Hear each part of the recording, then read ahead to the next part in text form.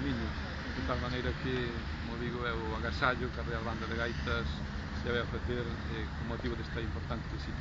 Isto vai se tocar aquí na mesma...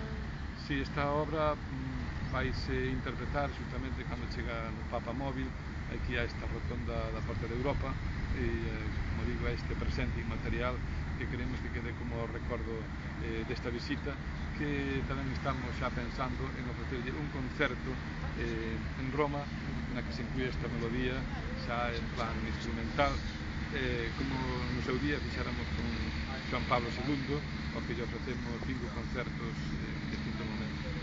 Falaba de Juan Pablo II porque realmente a Real Banda de Gaitas de Ourense é unha veterana, non? A seis ocasións tocou o Papa.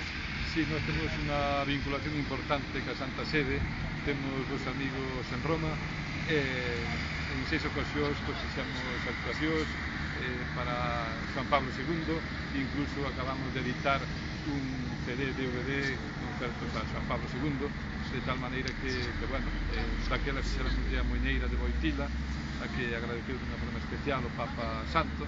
Nesta ocasión, tamén nos ofrecemos esta nova música a Benedicto XVI.